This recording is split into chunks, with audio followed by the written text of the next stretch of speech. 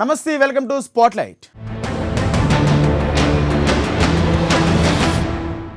కేసీఆర్ ఈ మూడు అక్షరాల గురించి ప్రత్యేక పరిచయం అక్కర్లేదు. తెలంగాణ ఉద్యమానికి రథసారథిగా చరిత్రలో కేసీఆర్కు ఓ ప్రత్యేకమైన పేజీ ఉండిపోతుంది. తెలంగాణ రాష్ట్ర సాధన కోసం చావు నోట్లో తలపెట్టి మరీ కొట్లాడిన నాయకుడు. చూపులకు చిక్కిపోయినట్లుండే కేసీఆర్ మాటలతో మంట పుట్టించగలడు. ఉద్యమ నేత నుండి ముఖ్యమంత్రిగా ఎదిగిన కేసీఆర్ జీవితంలో ఎన్నో విశేషాలున్నాయి, మరెన్నో పోరాటాలున్నాయి. ప్రస్తుతం జాతీయ రాజకీయాల వైపు కీలక అడుగులు వేస్తున్న కేసీఆర్కు ప్రత్యేకమైన పుట్టినరోజు ఇది. ముచ్చటగా 3 రోజుల పాటు గులాబీ దళపతి పుట్టినరోజు వేడుకలను జరుపుతున్నారు టీఆర్ఎస్ శ్రేణులు. ఎందుకు ఓ సాధారణ వ్యక్తి ఉద్యమ రథసారథిగా ఎలా మారారు? ముఖ్యమంత్రి వరకు సుదీర్ఘ ప్రస్థానం ఎలా కొనసాగించారు?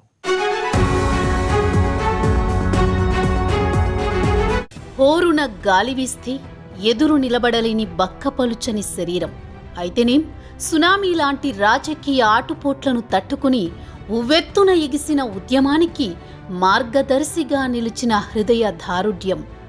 4.5 కోట్ల గుండెల్లో పోరుకాంక్షను రగిల్చి స్వరాష్ట్ర సాధన ఆశయాన్ని ఉరకలెత్తించిన సమ్మోహనం.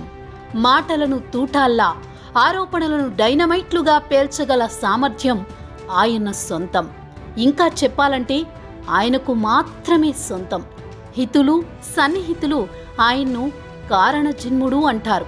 ప్రత్యర్థులు మాయల మరాఠీ అంటారు. అత్యధికులు కేసీఆర్ సార్ అంటారు. తెలంగాణ రాష్ట్ర సమితి స్థాపించిన 20 రోజులకే, అంటే 2001 మే 17న పోరుగడ్డ కరీంనగర్లో సింహగర్జన సభ ఏర్పాటు చేశారు. తెలంగాణ ఏర్పాటు మా జీవిత లక్ష్యం. వేదిక మీద ఉన్న వారిలో ఎవరైనా సరే ఈ లక్ష్యం నుంచి పక్కకు తప్పుకుంటే రాళ్లతో కొట్టి చంపండి. ఇది నాటి సభికులకు కేసీఆర్ ప్రేమపూర్వక ఆదేశం. ఎంత దమ్ముండాలి ఇలా గర్జించాలంటే? ఇంకెంత సత్తా ఉండాలి ఇలా ఆదేశించాలంటే? అసాధ్యాన్ని సుసాధ్యం చేసి చూపించడంలో కేసీఆర్ దిట్ట. ఇది చాలా కష్టం, అనుకున్నంత ఈజీ కాదు. ఇది అసలు అసాధ్యం అనే ప్రకటనలు ఆయనకు నచ్చవు. సంకల్పం ఉండాలే కానీ సాధించి చూపించవచ్చు అనేది కేసీఆర్ నమ్మే సిద్ధాంతం. అందుకు తెలంగాణ రాష్ట్ర ఏర్పాటే తీసిపోని సాక్ష్యం.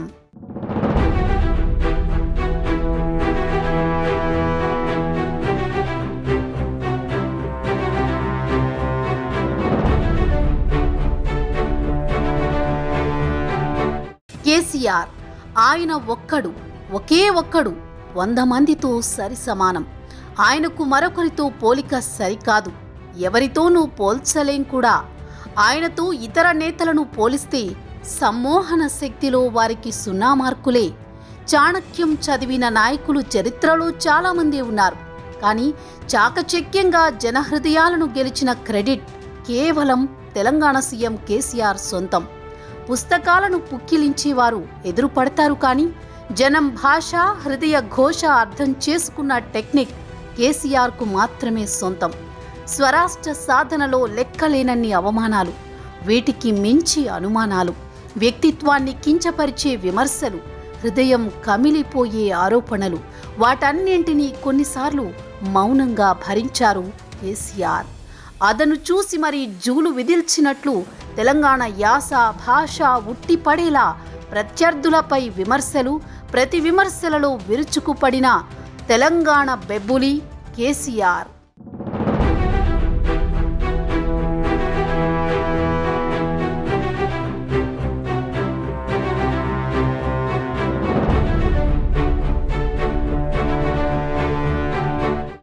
ఈసారి తెలంగాణ సీఎం కేసీఆర్ ప్రత్యేకమైన పుట్టినరోజు జరుపుకుంటున్నారు.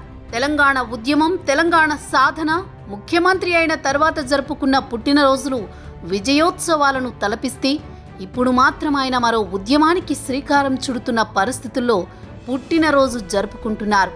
ఈసారి గులాబీ బాస్ ఢిల్లీకి గురిపెట్టారు. బీజేపీకి వ్యతిరేకంగా జాతీయ స్థాయిలో కూటమి కట్టే ప్రయత్నంలో ఉన్న కేసీఆర్కు ఎదురొచ్చిన తొలి బర్త్డే ఇది.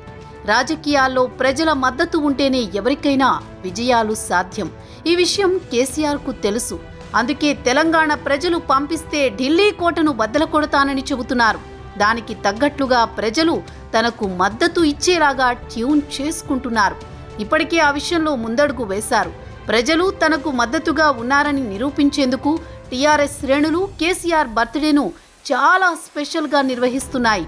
3 రోజుల కార్యక్రమాలను ప్లాన్ చేశాయి. పెద్ద ఎత్తున సంబరాలు నిర్వహిస్తున్నారు.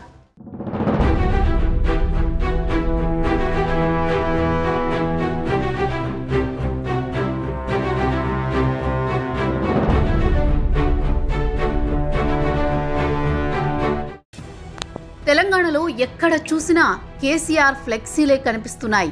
గల్లీ నుంచి ఢిల్లీ వరకు కేసీఆర్ జన్మదిన వేడుకలు జరుగుతున్నాయి.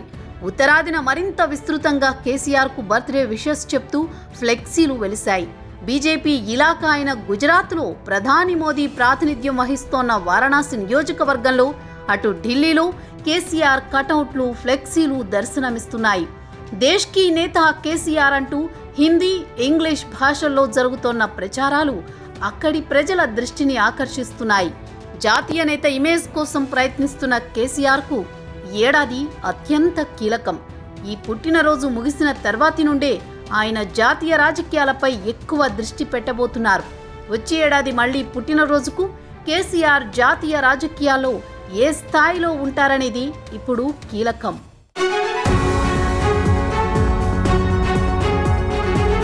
కేసీఆర్ ఓ సాధారణ మధ్యతరగతి కుటుంబంలో పుట్టిన వ్యక్తి. అంచెలంచెలుగా ముఖ్యమంత్రి స్థానానికి ఎదిగారు. రేపో మాపో ఢిల్లీ పీఠంపై కూర్చున్నా ఆశ్చర్యపోవక్కర్లేదు. అంతగా తన జీవితం అత్యంతం పోరాటాలే లక్ష్యంగా సాగుతున్నారు కేసీఆర్. అనుకున్నవి సాధిస్తూ ముందుకు దూసుకుపోతున్నారు. ఎందుకు కేసీఆర్ జీవితం ఎక్కడ మొదలైంది? ఓ సాధారణ వ్యక్తి ఇన్ని విజయాలు ఎలా సాధించగలిగారు?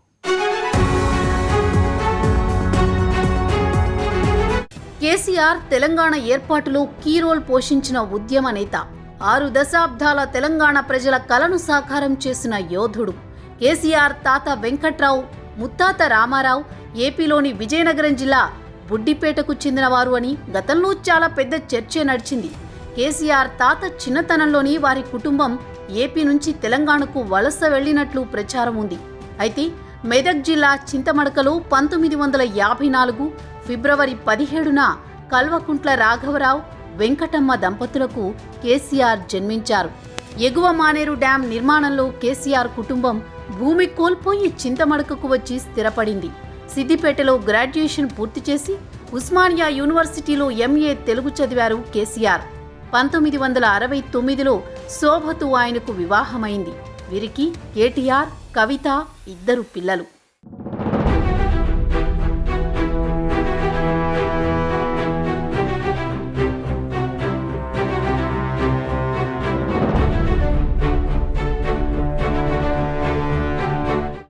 విద్యార్థి దశ నుంచే రాజకీయాల్లో కేసీఆర్ యాక్టివ్గా ఉండేవారు.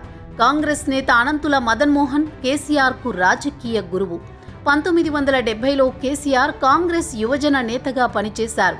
కానీ 1982లో ఎన్టీఆర్ పార్టీ ఏర్పాటు చేయడంతో కాంగ్రెస్ను వీడి టీడీపీలో చేరారు. 1983లో తన రాజకీయ గురువు మదన్ మోహన్పై పోటీ చేసి గట్టి పోటీనిచ్చారు కేసీఆర్. కేవలం 877 ఓట్లతో ఓడిపోయారు. ఇలా కేసీఆర్ రాజకీయ ప్రస్థానం ప్రారంభమైంది. 1985 మధ్యంతర ఎన్నికల్లో ఎమ్మెల్యేగా గెలుపొందారు. ఆ తర్వాత వెనుతిరిగి చూసుకోలేదు. 1989, 1994, 1999 ఎన్నికలు, 2001 ఉప ఎన్నికల్లో వరుసగా విజయం సాధించారు. 1987లో మంత్రివర్గంలో చోటు దక్కింది. 1999 నుంచి 2001 వరకు ఉమ్మడి రాష్ట్రంలో డిప్యూటీ స్పీకర్గా పనిచేశారు. 1999 ఎన్నికల తరువాత మంత్రివర్గంలో చంద్రబాబు చోటు కల్పించకపోవడంతో కేసీఆర్ అసంతృప్తికి గురయ్యారు. టీడీపీతో అంటీ ముట్టనట్టుగానే వ్యవహరిస్తూ వచ్చారు. 2001 ఏప్రిల్ 21న టీడీపీకి డిప్యూటీ స్పీకర్ పదవికి కేసీఆర్ రాజీనామా చేశారు. 2001 ఏప్రిల్ 27న ప్రత్యేక రాష్ట్ర నినాదంతో తెలంగాణ రాష్ట్ర సమితిని ఏర్పాటు చేశారు.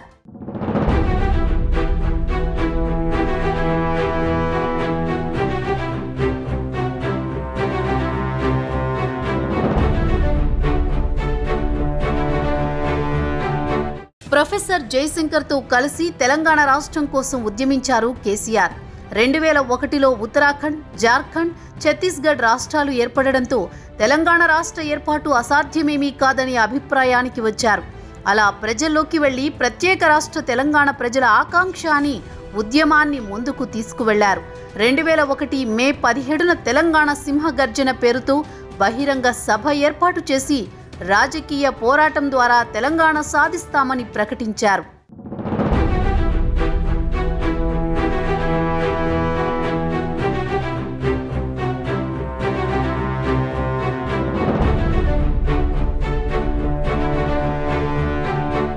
కేసీఆర్ రాజకీయ జీవితంలో పెద్ద మలుపు తెలంగాణ కోసం చేపట్టిన నిరాహార దీక్ష. 2009 నవంబర్ 29న తెలంగాణ ఉద్యమంలో భాగంగా కరీంనగర్ నుంచి సిద్దిపేట బయలుదేరగా మార్గమధ్యంలో పోలీసులు అరెస్ట్ చేసి ఖమ్మం తరలించారు. కేసీఆర్ దీక్ష భగ్నం చేసి ఖమ్మం సబ్ జైలుకు తరలించి 2 రోజులు బంధించారు. జైల్లో కూడా కేసీఆర్ నిరాహార దీక్ష చేపట్టారు. అక్కడి నుంచి నిమ్స్కు తీసుకొచ్చిన నిరాహార దీక్షను కంటిన్యూ చేశారు. కేసీఆర్ కఠోర దీక్షకు అప్పటి యూపీఏ సర్కార్ ప్రత్యేక తెలంగాణ ఏర్పాటుకు అంగీకరించక తప్పలేదు. ఇక తెలంగాణ ఏర్పడిన తరుణంలో జరిగిన ఎన్నికల్లో టీఆర్ఎస్కే ప్రజలు పట్టం కట్టారు. ముఖ్యమంత్రి పదవిని అధిష్ఠించిన కేసీఆర్ రాష్ట్రంలో పలు సంక్షేమ పథకాలు ప్రవేశపెట్టారు. తెలంగాణలో టీఆర్ఎస్ కేసీఆర్ ఇమేజ్ మరింత పెరిగింది. 2018లో ముందస్తు ఎన్నికలకు వెళ్లారు. ఆ ఎన్నికల్లో కూడా ప్రజలు మరోసారి టీఆర్ఎస్కే పట్టం కట్టారు. రాష్ట్రంలో కేసీఆర్ తిరుగులేని రాజకీయ శక్తిగా అవతరించారు. మోదీ సర్కార్పై ఇప్పటికే కేసీఆర్ యుద్ధం ప్రకటించిన సంగతి తెలిసిందే. గత కొంతకాలం నుండి కేంద్రం వైఖరిపై పెద్ద ఎత్తున విరుచుకుపడుతున్నారు గులాబీ బాస్. దేశంలోని లౌకికవాద శక్తులన్నింటినీ ఒక తాటిపైకి తీసుకొచ్చేందుకు కేసీఆర్ చేస్తున్న ప్రయత్నాలకు దేశవ్యాప్తంగా మద్దతు లభిస్తుంది. ఎందుకు ప్రధాని మోదీని టార్గెట్ చేయడం వెనుక కేసీఆర్ ప్లాన్ ఏంటి? దేశంలో అనుకున్నట్లే మూడో కూటమి ఏర్పడబోతుందా? బీజేపీ కాంగ్రెస్ను కాదని ప్రాంతీయ పార్టీలు జట్టు కడుతున్నాయా? దేశంలో శరవేగంగా మారుతున్న రాజకీయ పరిణామాలు దేనికి సంకేతం? కేసీఆర్ నెక్స్ట్ ప్లాన్ ఏంటి?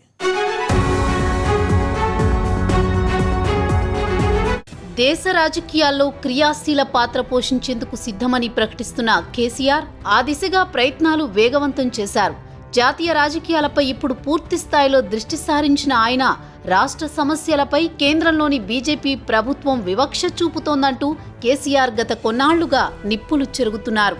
బీజేపీని బంగాళాఖాతంలో కలపాలని, కేంద్రంలోని నరేంద్ర మోదీ ప్రభుత్వాన్ని తరిమి కొట్టాలని పిలుపునిస్తున్న గులాబీ దళపతి ఆ దిశగా కార్యాచరణ కూడా ప్రారంభించారు.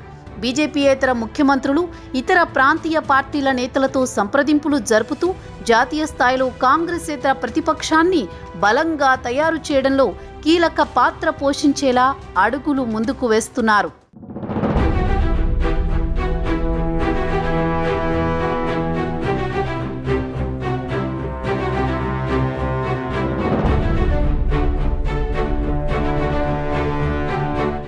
ఒక్క కేసీఆర్ అనే కాదు, దేశవ్యాప్తంగా యాంటీ మోదీ స్లోగన్ను జపిస్తున్నాయి ప్రాంతీయ పార్టీలు. ఇందుకోసం రీజనల్ పార్టీలు ఐక్యంగా కదలాల్సిన అవసరం ఉందనే చర్చలు పెడుతున్నాయి.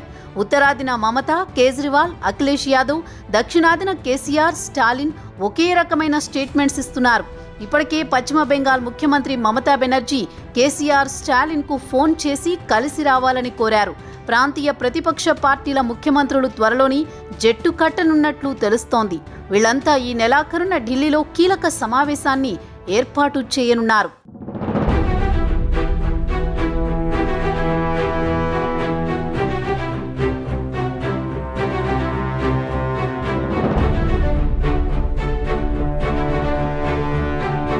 బీజేపీయేతర, కాంగ్రెసేతర సీఎంలు అందరూ ఒక్కతాటిపైకొచ్చి కేంద్రంపై పోరును ఉధృతం చేయాలని భావిస్తున్నారు. అయితే ఒడిషా సీఎం నవీన్ పట్నాయక్, ఆంధ్రప్రదేశ్ సీఎం జగన్ మాత్రం ప్రస్తుతానికి బీజేపీ అనుకూల వైఖరిని అవలంబిస్తుండగా, కేరళ సీఎం పినరయి విజయన్ మాత్రం విపక్ష సీఎంలతో కలిసే అవకాశం ఉంది. పార్టీల పరంగా బీజేపీతో యుద్ధం చేస్తోన్న మరో 2 ముఖ్యులు SP chief Akhilesh Yadav, BSP chief Mayawati కూడా ముందుకొస్తే గనక నాన్ బీజేపీ, నాన్ కాంగ్రెస్ కూటమి మరింత బలోపేతమవుతుంది.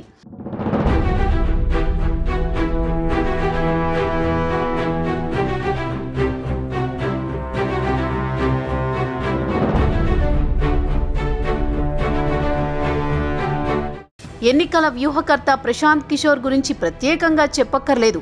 మూడో కూటమికి తెర వెనుక వ్యూహాలు రచిస్తోంది పీకేని అన్న టాక్ వినిపిస్తోంది. కేంద్రంలో ఆక్టోపస్లా పాతుకుపోయిన బీజేపీ సర్కార్ను గద్దెదించేందుకు పీకే సహకారం తప్పనిసరి అని మమతా, కేసీఆర్ లాంటి నేతలు భావిస్తున్నారట. ఈ నేపథ్యంలో రంగంలోకి దిగిన పీకే అన్ని ప్రాంతీయ పార్టీలతో సమాలోచనలు జరుపుతున్నారట.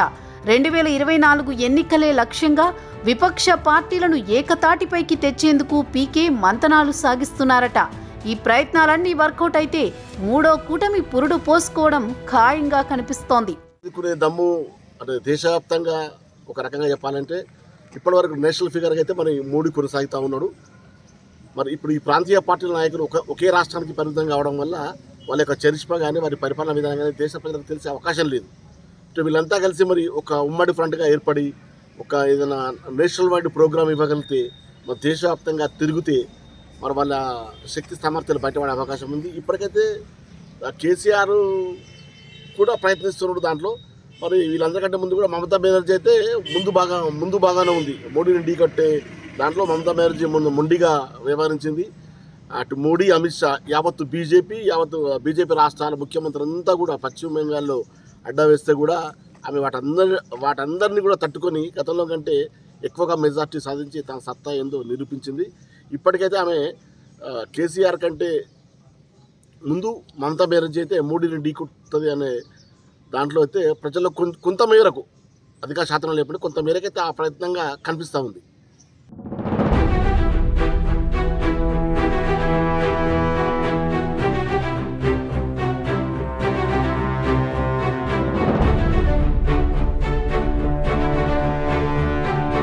కేసీఆర్ రాజకీయ వ్యూహాలు ఎవరికీ అర్థం కావంటారు. ప్రత్యర్థులను వ్యంగ్యంగా తనదైన శైలిలో విమర్శించడంలో కేసీఆర్ దిట్ట. కొంతకాలంగా బీజేపీతో ఢీ అంటే ఢీ అనే విధంగా గులాబీ బాస్ దూకుడు ప్రదర్శిస్తున్నారు. నేరుగా ప్రధాని మోదీపైనే విమర్శలు చేస్తున్నారు. మూడో కూటమితో కేంద్రాన్ని ఢీకొట్టాలనుకుంటున్న గులాబీ దళపతికి బీజేపీ అడ్డుకట్ట వేయగలదా అన్నది తేలాల్సి ఉంది. పేద ప్రజలు మరింత పేదవాళ్ళు అవుతున్నారు, మధ్యతరగతి కూడా పేదవాళ్ళు అవుతున్నారు. కొద్దిమంది ఉన్న వాళ్ళ కొరికే ఈ దేశంలో పరిపాలన సాగుతున్నట్టుగా స్పష్టంగా కనబడుతుంది. ఏ చట్టాలు వచ్చినా దాని కొరికే జరుగుతున్నాయి. పైగా దేశ సమగ్రతకు భంగం కలిగించే పద్ధతుల్లో రాష్ట్రాల యొక్క హక్కులు అణచివేసే పని జరుగుతూ ఉంది. రాష్ట్రాల నుంచి కూడా తిరుగుబాటు మొదలవుతుంది. ఇది దేశానికి మంచిది కాదు. ఏదైతే ఫెడరల్ స్ఫూర్తితోనే మన రాజ్యాంగం ఏర్పాటయ్యి ఉండేనో ఈ దేశంలోని వివిధ భిన్న సామాజిక వర్గాలు, భిన్న సంస్కృతులకు సంబంధించిన రాష్ట్రాలతో ఏర్పడిన ఈ దేశం ఇదే పద్ధతిలో కలిసి ఉండాలంటే ఇవాళ ఉన్న శక్తుల నుంచి ఈ దేశం విముక్తి చెందాల్సిన అవసరం ఉంది. ఇటు సందర్భంలో ఇప్పుడున్న పరిస్థితులలో ఈ దేశ సమకాలీన రాజకీయాల్లో ఒక ఉద్యమ లక్ష్యాన్ని ఉద్యమాన్ని ప్రారంభించి రాష్ట్రాన్ని సాధించి తెచ్చిన రాష్ట్రంలో అభివృద్ధిని ఒక అద్భుతమైన కొత్త పద్ధతుల్లో, కొత్త పంతాల్లో నడిపి సజీవంగా చూపిస్తున్న నాయకుడిగా కేసీఆర్ గారిని ఈ దేశమంతా కూడా గుర్తించింది. అందుకే ఈ దేశ ప్రజలందరూ కూడా కేసీఆర్ గారిని కోరుకుంటున్నారు.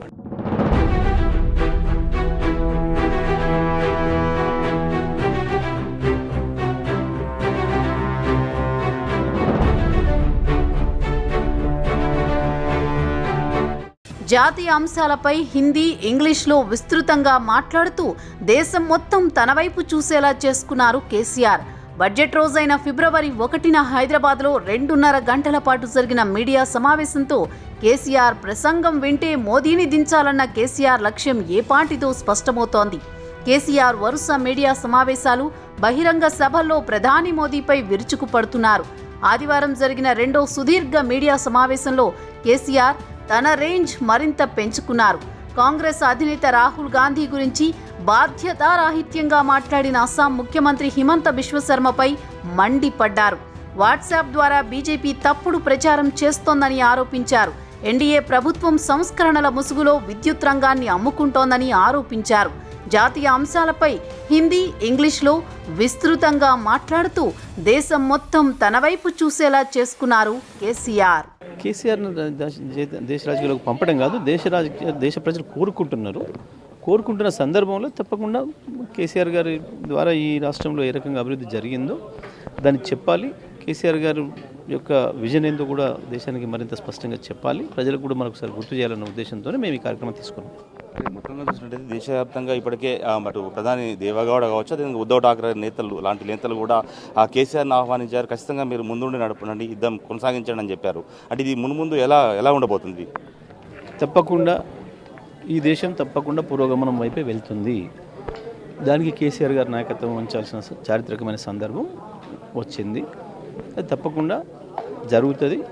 ఈ దేశం తిరోగమన శక్తుల నుంచి విముక్తి పొందుతుంది, మళ్ళీ తనను తాను నిలబెట్టుకుంటుంది.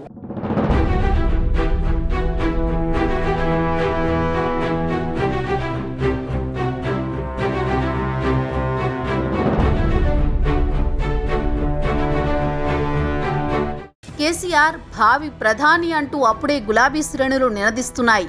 అయితే పశ్చిమ బెంగాల్ ముఖ్యమంత్రి అయినా, తెలంగాణ ముఖ్యమంత్రి అయినా జాతీయ రాజకీయాల్లో చక్రం తిప్పడం అంత తేలిక కాదు. జాతీయ స్థాయిలో కలిసొచ్చే అన్ని పార్టీలను ఒక్క తాటిపై నిలపడం చాలా చాలా కష్టం. కేసీఆర్తో పోల్చితే మమతా బెనర్జీకి కాస్త అడ్వాంటేజ్ ఎక్కువ. అలాగని ఆమె నాయకత్వాన్ని మిగిలిన పార్టీలు అంగీకరిస్తాయా అంటే ఇప్పుడే చెప్పడం తొందరపాటే అవుతుంది. ప్రధాని పీఠంపై కన్నేసిన నాయకుల సంఖ్య పెద్ద చిట్టాయే ఉంటుంది. అలాంటోళ్లు ప్రధాని పీఠం తాము ఎక్కలేకపోయినా ఇతరుల్ని కిందకు లాగేసే శక్తిని కలిగి ఉంటారు. కూటమిలో అందరూ ఐక్యమత్యంగా ఉంటేనే థర్డ్ ఫ్రంట్ మనుగడ సాగించగలుగుతుంది. ఇప్పటికే దేశవ్యాప్తంగా చర్చనీయాంశంగా మారిన కేసీఆర్ వైఖరి, మోదీపై ఓ రేంజ్లో విరుచుకుపడుతున్న తీరు అందరినీ కట్టిపడేస్తున్నాయి. మరి సార్వత్రిక ఎన్నికలకు మరో 2 ఏళ్లే మిగిలుండడంతో కేసీఆర్ అనుకున్న టార్గెట్ రీచ్ అవుతారా లేదా అన్నది ఉత్కంఠగా మారింది. మనిషి అనుకుంటే సాధించలేనిదంటూ ఏమీ ఉండదనడానికి కేసీఆరే బెస్ట్ ఎగ్జాంపుల్. హక్కుల కోసం, తెలంగాణ ప్రత్యేక రాష్ట్రం కోసం కొట్లాడిన కేసీఆర్ ఇప్పుడు దేశం కోసం పోరాడతానంటున్నారు. మరి ఢిల్లీ పీఠం టార్గెట్గా కేసీఆర్ చేస్తున్న పోరాటం ఫలిస్తుందా? గులాబీ దళపతి సక్సెస్ ఫార్ములా దేశంలో పనిచేస్తుందా? మరో తెలుగువాడు దేశానికి ప్రధాని అవుతారా అన్నది కాలమే తేల్చాలి. ఇది వాళ్ళ spotlight. Keep watching Prime nine news.